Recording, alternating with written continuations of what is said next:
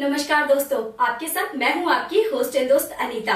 दोस्तों, दुनिया के बीचों बीच एक ऐसा आइलैंड है जहां इंसान नहीं बल्कि पत्थरों के पुतले रहते हैं। क्या है इन पुतलों का एलियंस के साथ संबंध? आज ब्रेन बिल्डर आपको इसी के बारे में बताने जा रहा है। तो चलिए वीडियो शुरू करते हैं। किसके हैं ये बुत? किसकी है पत्थर से बने ये पुतले? कौन है जिसने इन पत्थर के पुतलों को बनाया था? क्या इन बुतों का संबंध एलियंस के साथ है? ये वो सवाल है जो आज भी रहस्य बने हुए हैं। चिली से हजारों किलोमीटर दूर समंदर के बीचों बीच, वहाँ जहाँ सिर्फ और सिर्फ पानी है, वहाँ एक छोटा सा आइलैंड है जिसे हम ईस्टर आइलैंड के नाम से जानते हैं। ये आइलैंड पैसिफिक ओशन में है, लेकिन इसके फेमस होने की वजह इसका समंदर के बीचों बीच होना नहीं है। ये आइलैंड यहाँ बने पत्थर के इन पुतलों की वजह से रहस्य बना हुआ है। समंदर की वीरानियों में बने इस आइलैंड पर देव कामत पुतलों का राज है।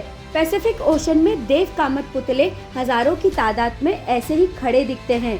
अब सवाल है कि ये पत्थर के पुतले यहाँ कैसे आए और किसने इनको बनाया था? क्या ये किसी और दुनिया से आए एलियंस हैं या फिर हम जैसे इंसान? आज ब्रेन बिल्डर इसी के बारे में आपको बता रहा है। बात करीब 1722 की है, यानी करीब 300 साल पहले की, जब एक यूरोपियन एक्सप्लोरर जैकब रेकोविविन नाव से तैरते तैरते गलती से इस आइलैंड पर पहुंचे थे। उसने देखा कि कुछ पत्थर के पुतले समंदर को पीठ दिखाते हुए खड़े हैं। देखने में ये पत्थर के पुतले काफी भयानक लग रहे थे। लग रहा था कि इन्हें बड़ी मेहनत से पत्थर को तराश कर बनाया गया होगा। जैकब को ये काफी हैरान करने वाला लगा।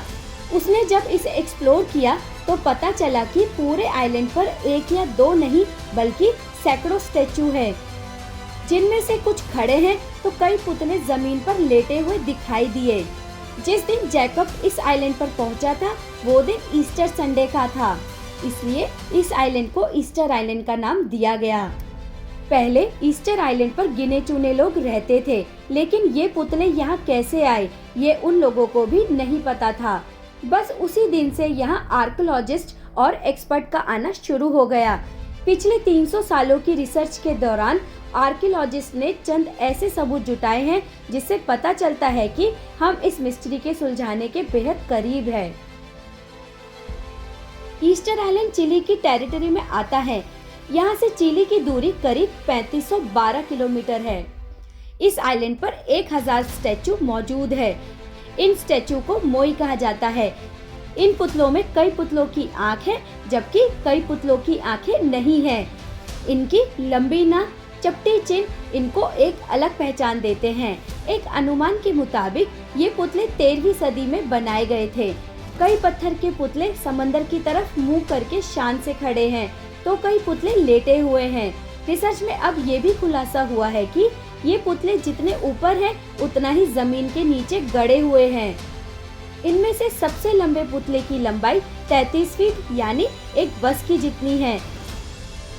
कई एक्सपर्ट का कहना है कि इन मूर्तियों को किसी इंसान ने नहीं बल्कि एलियंस ने बनाया था। हालांकि ये थ्योरी गलत साबित हुई है, क्योंकि कई ऐसे सबूत मिल चुके हैं इस आइलैंड पर मौजूद इसी ज्वालामुखी से निकलने वाले पत्थरों से बनाए गए हैं। कुछ समय पहले यूनिवर्सिटी ऑफ मैनचेस्टर के एक डॉक्टर ईस्टर आइलैंड के इसी ज्वालामुखी के पास पहुंचे तो उन्हें वहां पर अंदर छुपी कई खदानें मिली। डॉक्टर ने वहां पर मूर्ति को बनाने के कई अवशेषों को भी ढूंढा, जिनमें डलवा धातु की एक 7 इंच लंबी कुल्हाड़ी भी शामिल थी। ऐसे में इस निष्कर्ष पर पहुंचा गया कि इन मूर्तियों को प्राचीन समय में वहां के मूल निवासियों ने बनाया था।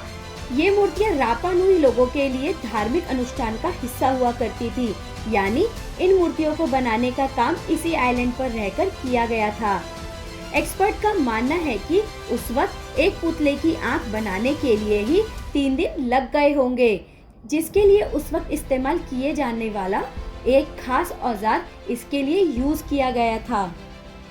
एक्सपर्ट ने अंदाजा लगाया कि एक पुतले को बनाने के लिए 12 मजदूरों की एक टीम को कम से कम 1 साल लग जाता होगा।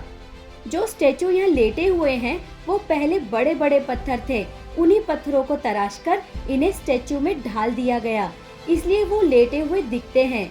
अब सवाल है कि इतने भारी भरकम पुतलों को आइलैंड के अलग अलग हिस्सों में कैसे पहुंचाया गया होगा, क्योंकि एक स्टेचू का वजन करीब 14 हाथियों के बराबर है। आज के दौर में भी अगर मशीन ना हो तो ये काम करना नामुमकिन है। एक्सपर्ट का मानना है कि उस वक्त इन स्टेचू को रस्सियों के सहारे खड़ा किया जाता था और फिर धीरे धीरे एक जगह से दूसरे जगह लेकर जाया जाता था।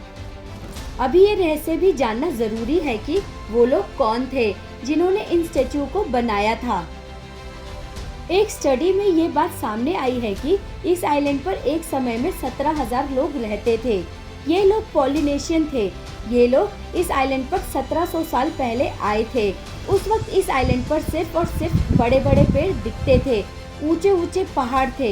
ईस्टर आइलैंड पर सबसे ज्यादा पेड़ पाम के मिले थे, लेकिन धीरे धीरे इन पाम के पेड़ों को काट दिया गया था, क्योंकि ये पेड़ रहने वाले लोगों के किसी काम के नहीं थे।